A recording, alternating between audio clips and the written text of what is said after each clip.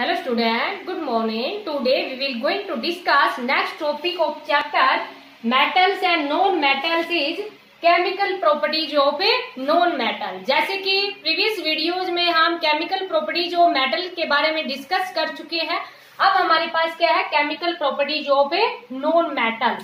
तो ये काफी ज्यादा बड़ा टॉपिक नहीं है, सिंपल सा टॉपिक है, छोटा सा नॉन मेटल्स. लेकिन जो नॉन मेटल्स हैं वो भी रिएक्ट करती हैं, क्योंकि जैसे कि मान लीजिए हम कोई भी नॉन मेटल ले लें, जैसे कि सपोज करो आप क्लोरीन ही ले लो, तो क्लोरीन आपको पता है कि क्लोरीन है वो कितने नंबर पे आती है 17, मीन्स एटॉमिक नंबर कितना होता है 17.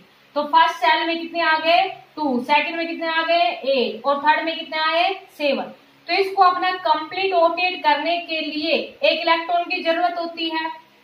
एक इलेक्ट्रॉन अगर ये ले ले तो अपना कंप्लीट ऑक्टेट कर लेगी, क्योंकि हर कोई अपना कंप्लीट ऑक्टेट करना चाहता है या कंप्लीट अपने सेल है वो करना चाहता है, चाहे 2 हो जाए या 3 हो जाए. तो इसीलिए नॉन मेटल्स हैं उनको इलेक्ट्रोनेगेटिव एलिमेंट बोलते हैं, ये हम डिस्कस कर चुके हैं.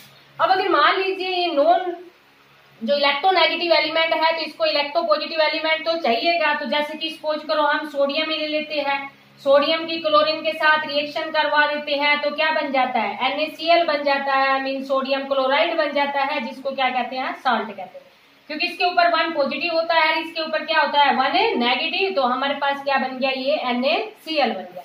तो यहाँ आपने क्या देखा कि जो नॉन मेटल्स हैं वो भी रिएक्ट करती हैं. तो स्टार्टिंग में हम पहले रिएक्शन करवाते हैं नॉन मेटल्स की, किसके साथ है ऑक्सीजन के साथ. Reaction of non metals with oxygen.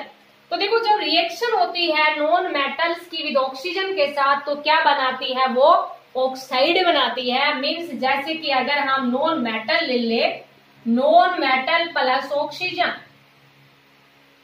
तो क्या बना देगी वो नॉन मेटेलिक ऑक्साइड बना देगी, नॉन मेटेलिक ऑक्साइड, या हम सिंपली क्या कहते हैं फॉर्मेशन ऑफ ऑक्साइड.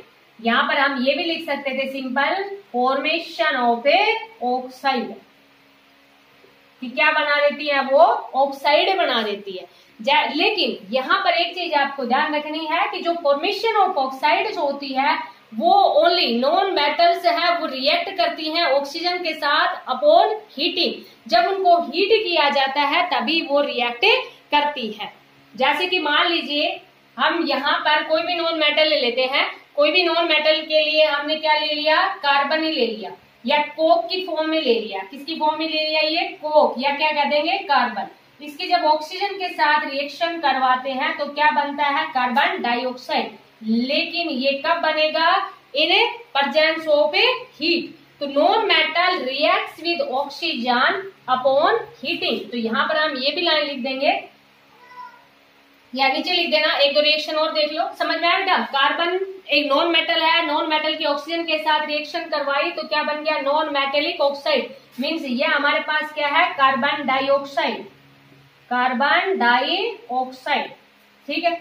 अब अगर मान लीजिए जैसे ये बैलेंस, ये तो ऑलरेडी बैलेंस है क्योंकि C+O2 क्या बन गया CO2. अगर हम सल्फर की बात कर ले तो सल्फर भी हमारे पास क्या है एक नॉन मेटल है. अब एक टॉपिक है कार्बन एंड इट्स कंपाउंड में कैटेनेशन, वो पढ़ेंगे हम. तो जैसे सल्फर 8 भी एग्जिस्ट करता है नेचर के अंदर S8. तो ये देखो नॉन मेटल, नॉन मेटल ये आपको पता ही होगा ना, सल्फर नाइट्रोजन. जैसे कि ये जो पोल्यूशन होता है जिसमें कोई भी व्हीकल्स है उनका जो स्मोक होता है, धुआं होता है, धुआं निकलता है, जिसके कारण जो प्रदूषण, या एसिड रेन आपने देखा होगा, सुना होगा एसिड रेन, आप जानते भी होंगे एसिड रेन के बारे में. तो ये जितने भी जो केमिकल्स होते हैं ना, ये जो पोल्यूटिंग होते हैं, ये जैसे कि टॉक्सिक गैस है काफी ज्यादा CO2, कार्बन मोनोऑक्साइड है. अगर यहाँ पर ऑक्सीजन है वो कम मात्रा में मिलती तो यह कार्बन मोनोऑक्साइड बन जाता. मीन्स एक टॉक्सिक गैस बनती है, जो जहरीली गैस होती है. ये समझो कार्बन मोनोऑक्साइड तो काफी ज्यादा जहरीली सी गैस होती है ना, ये भी एक टॉक्सिक गैस में ही आता है, कार्बन डाइऑक्साइड भी. तो ये देखो क्या है इसमें कि अगर हम बात करें कि सल्फर की, तो सल्फर भी एक पोल्यूटिंग होता है. मीन्स जैसे कि जो सल्फर डाइऑक्साइड इनकी हम बात करते हैं, जिसके कारण ये हमारे पास ग्रीन हाउस इफेक्ट भी आपने पढ़ा होगा, नहीं भी पढ़ा है तो आगे हम डिस्कस करेंगे. तो अभी आप ये ध्यान रखो कि जो सल्फर है, सल्फर S8 भी एग्जिस्ट करता है. तो S8 प्लस ऑक्सीजन जब इसकी रिएक्शन करवाते हैं तो क्या बनता है सल्फर डाइऑक्साइड. क्या है ये हमारे पास सल्फर डाइऑक्साइड. Sulphur dioxide. यहाँ आप क्या देख रहे हो कि रिएक्शन विद ऑक्सीजन की नॉन मेटल्स है वो भी रिएक्ट करती हैं ऑक्सीजन के साथ। अब यहाँ इसको बैलेंस कर लेना, देखो ये S8 है ना, और इधर हमारे पास कितना है, ओनली S है। तो बैलेंस करने के लिए यहाँ 8 चाहिए ना, तो यहाँ 8 से मल्टीप्लाई कर दिया। अब ऑक्सीजन हमारे पास कितने हो गए, इधर 16 हो गए, तो यहाँ 8 से मल्टीप्लाई कर देंगे। तो ये हमारे पास क्या हो गया, S8 + 8O2 इजिकल टू क्या बन गया, 8SO2 मीन सल्फर डाइऑक्साइड। अगर इसी तरह से अगर हम फास्फोरस की बात करें, P4 हमारे पास, जैसे कि P फास्फोरस होता है, ऐसे जैसे S8 बताया वैसे ही P4 भी एग्जिस्ट करता है। तो ये जब ऑक्सीजन के साथ रिएक्शन करता है तो क्या बनता है, P4O10 बनता है। बैलेंस करोगे तो बस ओनली 5 से मल्टीप्लाई करना पड़ेगा इधर, क्योंकि P4 तो है ही। तो ये हमारे पास क्या है, फास्फोरस पेंटाऑक्साइड। फास्फोरस ऑक्साइड बोल देंगे, या देखो पांच ऑक्साइड लिए ना, तो इसको क्या बोलेंगे हम, फास्फोरस पेंटा या पेंटा ऑक्साइड, फास्फोरस पेंटा ऑक्साइड, फास्फोरस पेंटा ऑक्साइड, जो कि क्या है, ये P4O10 phosphorus penta oxide.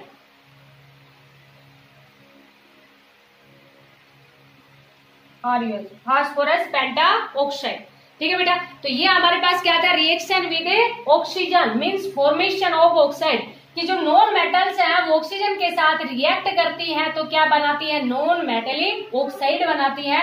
For example जैसे कि कार्बन की रिएक्शन करवा दी सल्फर की, और ऐसे हमारे पास नाइट्रोजन की भी करवा सकते हैं, नाइट्रोजन + O2 तो क्या बन जाएगा, NO2 मीन्स नाइट्रस ऑक्साइड बन जाएगा। तो इस तरह से हमारे पास क्या है कि नॉन मेटल्स है वो रिएक्ट करती हैं ऑक्सीजन के साथ तो क्या बनाती है, नॉन मेटेलिक ऑक्साइड बनाती है।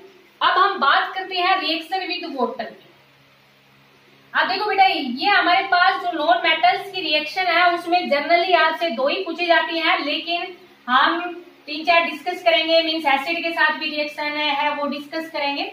तो रिएक्शन विद वाटर की बात करते हैं कि वाटर के साथ रिएक्शन करके क्या बनाती है। उससे पहले एक और टर्म देख लेना बेटा, जैसे कि हमने ये देखा था कि जो मेटल ऑक्साइड होते हैं वो metal oxide basic in nature होते हैं, और जैसे कि अभी एसिड रेन बताया आपको, तो नॉन मेटल्स क्योंकि पॉलिटिंग गैस में तो आपके पास यही सब्सटेंस आएंगे, तो ये जो नॉन मेटल्स के जो ऑक्साइड होते हैं वो एसिडिक इन नेचर होते हैं। तो ये चीज आप नोट ही कर लेना, नहीं तो भूल जाओगे।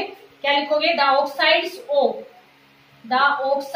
Of non metal are acidic in nature, acidic in nature के अंदर कैसे होते हैं, एसिडिक होते हैं। और मेटल्स के जो ऑक्साइड है जो हम डिस्कस कर चुके हैं वो हमारे पास कैसे थे, basic in nature. The oxide of non metal are acidic in nature means they dissolve in water, ये भी कह देंगे, they dissolve in water to form acid, they dissolve in water to form acid. क्या बनाती है, acid बनाते हैं। जैसे कि मान लीजिए अभी हमारे पास क्या था, कार्बन डाइऑक्साइड था, उसकी वाटर के साथ रिएक्शन करवाओ, ये नॉन मेटेलिक ऑक्साइड था, इसकी वाटर के साथ रिएक्शन करवाई तो हमारे पास क्या बन गया, कार्बोनिक एसिड बन गया, carbonic acid. Acid base and salt में पढ़ चुके होंगे, नहीं भी पढ़ाया तो हम डिस्कस करेंगे इनके बारे में। कार्बोनिक एसिड H2CO3 क्या होता है हमारे पास, कार्बोनिक एसिड। ऐसे जैसे कि मान लीजिए हमने सल्फर का डाइऑक्साइड बनाया था तो SO2 + H2O, तो देखो बेटा यहाँ पर अगर H2SO4 बनता है तो सल्फ्यूरिक बोलते हैं, अगर H2SO4 नहीं बनता हमारे पास, यहाँ पर हमारे पास क्या बनता है, H2SO3 बनता है, और H2SO3 है इसको हम बोलते हैं सल्फ्यूरस, सल्फ्यूरिक नहीं, सल्फ्यूरस एसिड, ध्यान रखना ये, इसको क्या बोलते हैं हमें, सल्फ्यूरस एसिड बोलते हैं, ध्यान रखना है ये आपको। अगर मान लीजिए हमारे पास H2SO4 बनता तो इसको हम क्या बोलते हैं, सल्फ्यूरिक एसिड बोलते हैं, लेकिन इसको क्या बोलेंगे, सल्फ्यूरस एसिड बोलेंगे। ठीक है बेटा, ध्यान रखना, H2SO4 नहीं बनता है, यहाँ पर हमारे पास क्या बनता है, सल्फ्यूरस एसिड बनता है, H2SO3। ऐसे अगर मान लीजिए हम बात करें P4O10 की H2O के साथ बात करें तो वो फिर हमारे पास क्या बन जाएगा, फास्फोरिक एसिड बन जाएगा। तो जैसे कि मान लीजिए आपके पास क्वेश्चन में ओनली यही आता है कि टू शो दैट कि non metals are acidic in nature, तो उसमें आप कोई भी वन रिएक्शन है वो रिप्रेजेंट कर दोगे कि जो नॉन मेटल के ऑक्साइड बनते हैं वो वाटर के अंदर डिजोल्व हो जाते हैं और डिजोल्व होने के बाद में क्या बनाते हैं, एसिड बनाते हैं। फॉर एग्जांपल जैसे कि CO2 प्लस H2O क्या बन गया, कार्बोनिक एसिड बन गया। ऐसे ही SO2 प्लस H2O क्या बन जाएगा, H2SO3 बन जाएगा।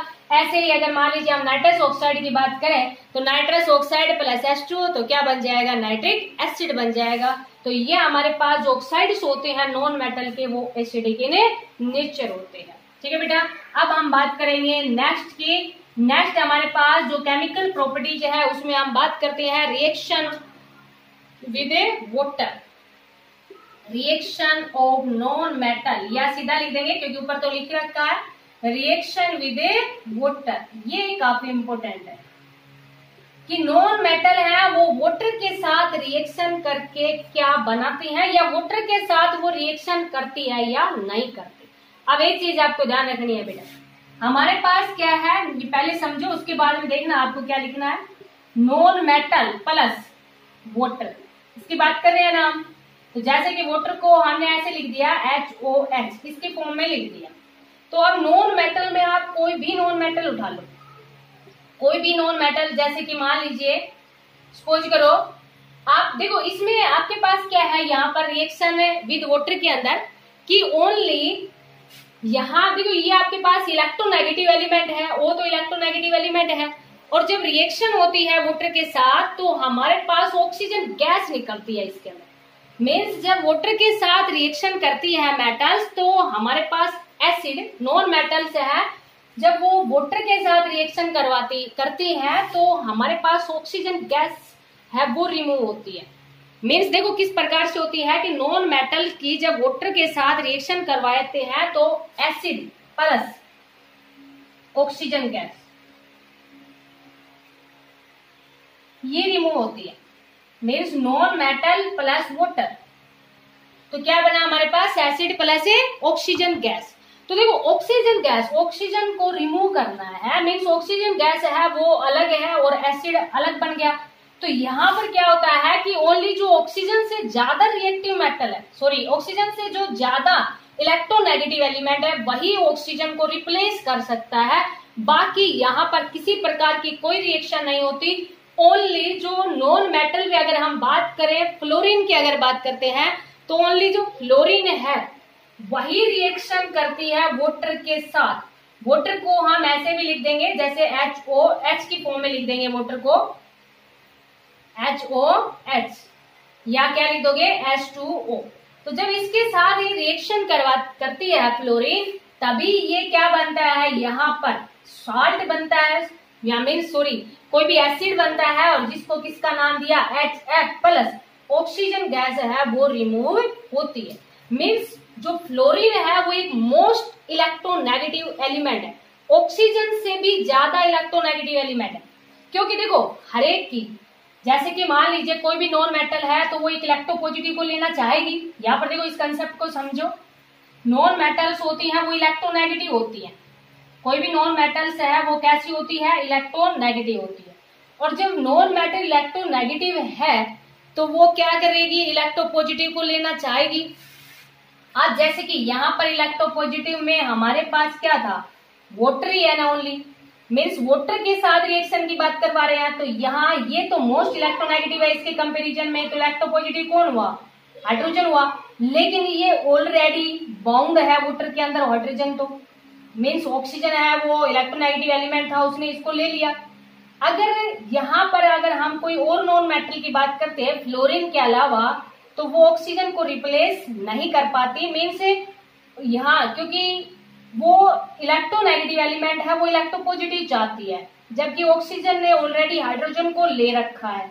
तो ऑक्सीजन से हाइड्रोजन तो ओनली वही नॉन मेटल ले सकती है ना जो इससे भी ज्यादा इलेक्ट्रोनेगेटिव एलिमेंट होगा, और इससे भी ज्यादा ऑक्सीजन से भी ज्यादा इलेक्ट्रोनेगेटिव कौन है, फ्लोरीन।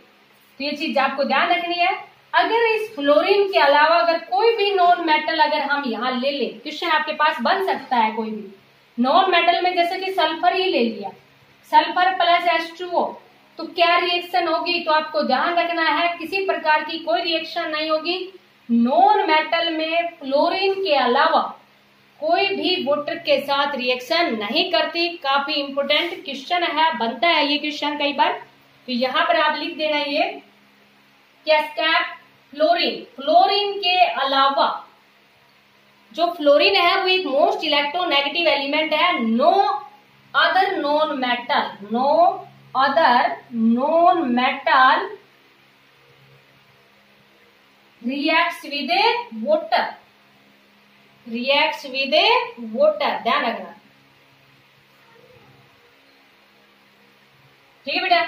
कि फ्लोरीन के अलावा कोई भी एक ऐसी नॉन मेटल नहीं है जो वाटर के साथ रिएक्ट करे।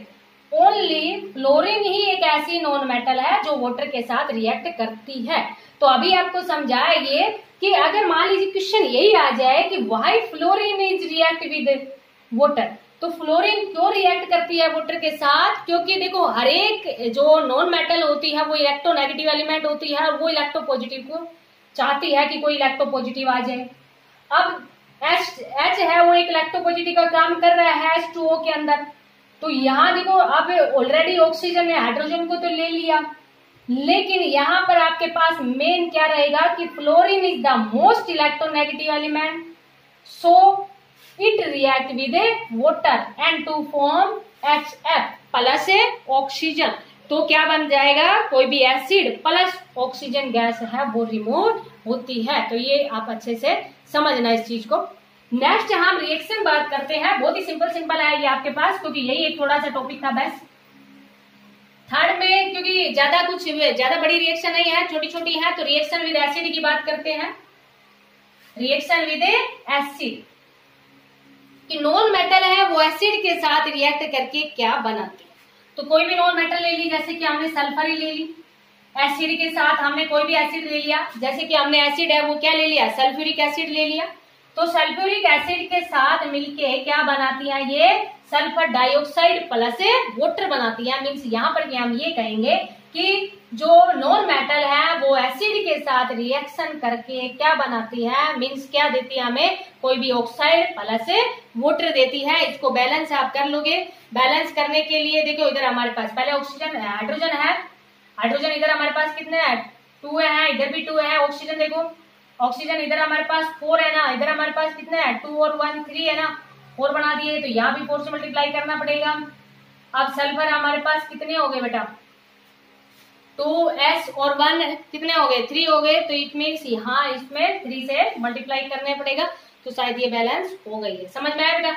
ऐसे अगर सल्फर है उसकी HNO3 के साथ कोई भी नॉन मेटल ले लेना।